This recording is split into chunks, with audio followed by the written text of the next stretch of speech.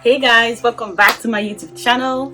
I'm Osayodua. I make videos on subjects that's coming abroad to study, especially coming to Belgium, and I share some of my experience with you guys on here. If this is your first time coming, you're welcome. You're going to love this video, and if you're a returning subscriber, thank you very much. I love you guys. Let's get into it. Let's roll. Today I'm going to talk about the Belgium student visa interview. If you are in doubt before now, know that the Belgium embassy conducts interviews for student visa. Most people I know went for an interview, so I don't think it's an if something anymore. So you're going to have to go for an interview. So this video, I'm going to just give you basic tips for survival, just so that you can make it through that process, with ease. At this very stage, you've gotten your admission and you've applied for a visa, and this is one thing that is very important for you to get the visa. So what we're going to do, I'm going to give you a couple of tips, around 10, 11, 12 tips on how to survive this particular stage. Don't be frightened. It's not rocket science. As long as you're the one that's been applying for your visa, you're the one that's been applying for your admissions, you're the one that's going to study, it's you, it's all you. These are things you already know. It's not an examination. It's not something huge. That's what I'm trying to tell you. It's basically just come tell us your story. You've gone through this very complex process. Come tell us who you are. Everybody has different stories, different journeys, going to study different courses. Some people going to study courses that are not linked to what they studied in school. Now, this is Belgium's government opportunity given to you to tell your story. So why should we give you this visa? Who are you? Where are you going to? Where are you coming from? And what are your plans in the future? So first tip I have is be honest. Be as honest as you can be. Unnecessary lies. If lies in this stage is not allowed. Because one thing about applying for a visa for any country is that the data is there. They always check the data. If you apply for a visa with the UK embassy or with the US embassy and you have a different birthday or something else, they share data, I think. But yeah, they do. So you can't start lying now. If you're not aware of things that you've submitted before in any other embassy, pull up the application form. If they ask you if you've been denied this visa before, be honest. If you're on ban on any country, be honest. These are facts. These are not things that you can bobo somebody about. So pull up the history of your travel. Look at every information you submitted before. Your mother's birthday, if you don't know, you're not sure, go and recheck it. Don't assume at this time. So be as honest as possible. Tip number 2 is basically the structure of the entire interview process. First, you need to prepare some documents that are required to be submitted, and then you need to go to the embassy on time, maybe like 15 minutes before, not too early, not too late. And then when you're invited into the embassy room, you will be put with an officer that will give you like a bunch of questions. There are a lot of questions, and this is where the bulk of the work is. You have to answer those questions for like 1 hour, and within that 1 hour you're supposed to fill this form as much as you can. And after the 1 hour, I think dependent on what you filled in the form, they will ask you some questions orally. But I know for some people that they didn't ask any questions, but most people they will ask questions orally, maybe based on questions they couldn't answer. But my aim here is to let you know that the bulk of the work is in writing, which is 1 hour before you have the oral conversation with the person. Tip number 3 is that you should request for your admission letter, official admission letter beforehand. This is so that you have the basic information necessary about your school, about your course, about your place of study and everything. So the information you should look out for in your admission letter are the official name of your school, your course title, the course duration, which should include the start date and the end date of the course, your school's address, official address. So these are things that you should look out for, but make sure you request for your admission letter beforehand. And if all this information are not on the letter, send an email to your admissions office and have them send those information to you. Tip number 4 is that you need your curriculum vitae, that's your CV. Why do you need your CV? You need your CV to tell your professional educational journey.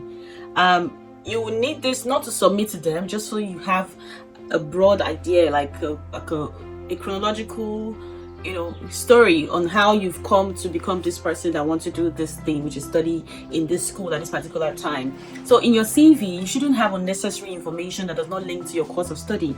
You should have things that are directly linked to your course of study. You should put basically if you ask questions about your profession or your education, you should put those things that shows that you want to do this thing because of these other things you've done, so to speak. But just keep in mind that these are the questions that you'll be asked. What have you done? You finished school in 2016. What did you do from 2016 to 2018? What did you do from 2018 to... So just basically have a history written down already about your own professional experience. On the note of professional experience, know that the courses that are the professional experience that you have that are linked to the course of study that you're going for, the more you have those, the better for your application, because it just goes to tie your application together, tie your story together for the visa officer. Tip number 5 is you should know your curriculum in your study, the curriculum of your study. Like, go to the website of your course, look for where they put program or curriculum, click on it, expand on the course, look at the kind of subjects or courses you're going to offer, look at when you're going to offer them, then expand on each course and get a brief description of what the courses entail. Maybe pick 5 or 6 or 3 or 4 and just basically see what they entail. And my point here is that you should try to see how these courses link to your undergraduate course. If you're coming for an higher education course like a master's, see how these courses are linked to your bachelor's courses, so that you can tell a story of how you want to improve on one area or the other you get. So the admission you are given is most likely based on your academic history, which is your bachelor's. Now you're supposed to tie these courses that you're going to learn in your master's, tie them to your courses on your undergraduate level. So that can be done by just looking at the description of each courses. Go to your undergraduate courses, look at the description of those courses as well. Tip number 6. This is the most important tip in this whole video. In fact, if you have not been watching since, you are okay with this particular part. When I was preparing for my visa interview, I needed to tie my story together. Now, I was coming from a background of political science, going to study international politics. I needed to give a story of why I am studying international politics, because the questions that I most likely would ask would be like, why are you studying this course? Why is there a 5-year gap between your undergraduate and your postgraduate course? What kind of jobs will you get if you study international politics and you have an undergraduate of this? So I had to sit down and write a story about how this course is relevant. It's a continuation of the course I was doing before. It's relevant for this area, and these are the other areas I'm going to work ultimately. And basically all this information are things that you had already written before in your motivation letter, and I think it will be very relevant for you to try to rewrite this without looking at the letter. I just put it in a very simple term, like an elevator pitch, so to speak. Just simple, short and sweet. Tip number 7. You would think something like this is not important to them, but it is. They can ask you questions like, how did you come about making this decision about the school? Or what kind of research have you done before regarding the school or regarding studies in Belgium in general? So this is where your jackpot story, your study abroad story come about. When did you decide to study abroad? What schools did you try? You can list a few schools. If you were for my own journey, I started applying to schools in the US as early as 2017. I told that story. I tried to apply to some schools in Canada. I told that story. So you need to basically just how you came about the school, what journey you took. If you didn't even try other schools and this was your first time of applying, state how you came about the school. Did you just type on Google schools in Belgium, study abroad? What informed your decision? So just tell a short story about that. And if your own journey is about somebody recommending it to you, say you recommended by somebody, it's something you should think about, because you're going to be asked about this. And also on that note, you should also know that you probably be asked, what other options did you have? Are you currently applying to the US at the same time? and you currently apply to the UK at the same time, or any other European country at the same time, what other options do you have apart from this particular course of study that you're going to do? Tip number 8 is know your program structure. The one you're going to study in Belgium, know the structure from the start to the end. Know when you will have to decide the courses you will take, when you have to deliver on all the courses, that's when your exams will be. Know when you will be having semester break, when you'll be submitting your thesis and when it will end, because you'll be asked. I think I remember you were asked to like draw a curriculum of our prospective program. What does it look like? 2 years course, 2 years, it's something like that. My goal, like, I'm going for a 1-year master's program that has 2 semesters, option of 5 or 6 courses per semester, and I've decided on taking XYZ courses. If you have decided, if you have not decided, you can just move on. To like, there's an internship at the end. I'm going to do a 3 weeks internship. My intention is to do this in this field, do this in that field, and then at the end of the day, September 2024, for example, I'll be graduating to so like, just create a succinct course structure for yourself. Tip number 9 is you are going back to your country. That's the story here. We don't know what will happen in the future. You might decide to stay. You are going back to your country.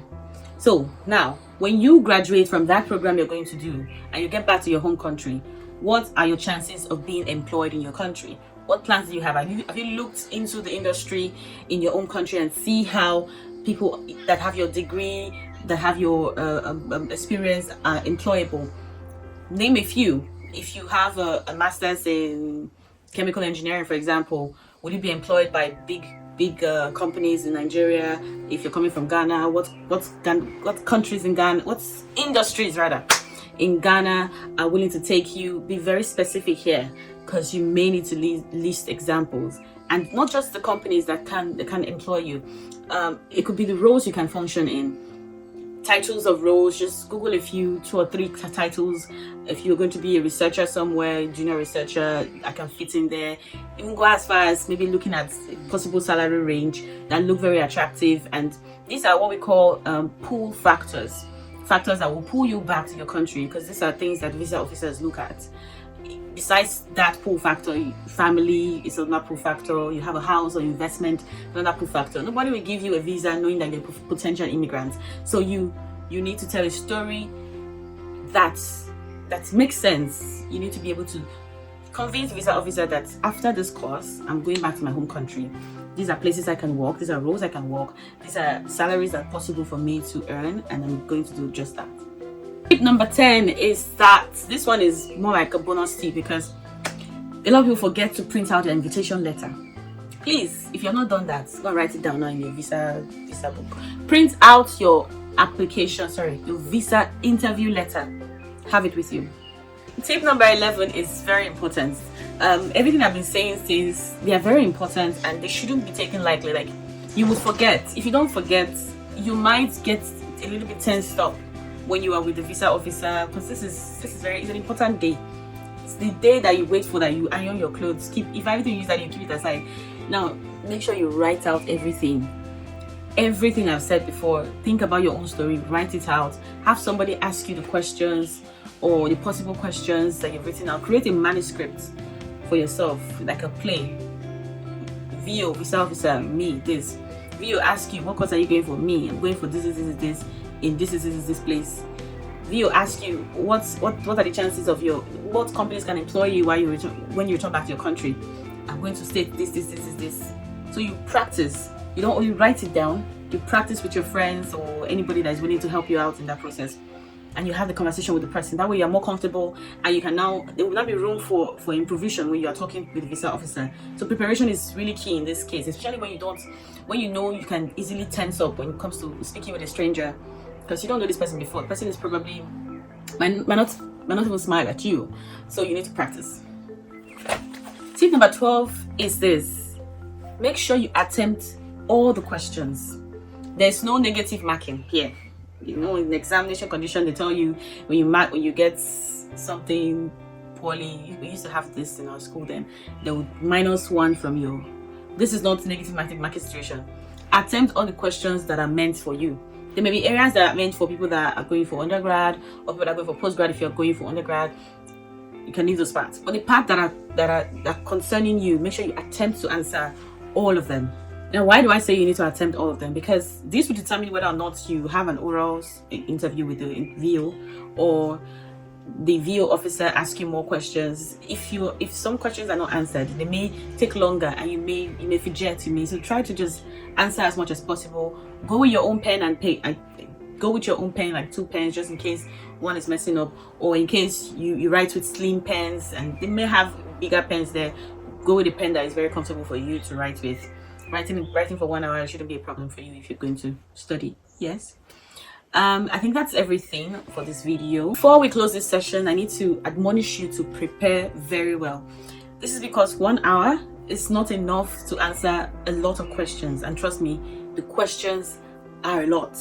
So you need to prepare, not just prepare while you're preparing, also think about ways you can shorten your answers to include just the main points that are necessary. Or the background fillers might not be required. In what I do in most examination conditions, when I see that there's no time, I answer the basic points. I basically create a structure in 1 or 2 paragraphs of if I want to expand the points later, and then after finishing everything, come back and create fillers. So you need to prepare yourself, create short versions of answers that I can possibly submit just quickly, and also if there's enough time after you finish everything, you can come back and then fill them up with details. Yeah, shout out to my video director, people. No one in the house. She directed the location, lighting. If you see where I asked, this is, don't you like this background? It's dope, yeah. She's everything. Shout out to Mama. And then Chidima Ajuku. Thank you very much for giving us some background music. Okay, good luck. I'm rooting for you so that you can come and join us in the struggle. Okay? Good luck with your visa interview. I pray for you that you get it. Hopefully when you come. Yes, hopefully when you come, you take me out for ice cream. I like ice cream. Yes, thank you for watching this video. Please subscribe if you haven't subscribed yet. Like, it helps the algorithm, suggest my videos to other people. Leave a comment if you have more tips. If you're already here in Belgium, maybe you've gone through this process, please leave a comment for those that are coming. If you have answers to questions, you can also ask questions in my comment section. If you have answers to questions, please let's just have a conversation down in the comment section. Thank you very much for watching. Love you. Peace out.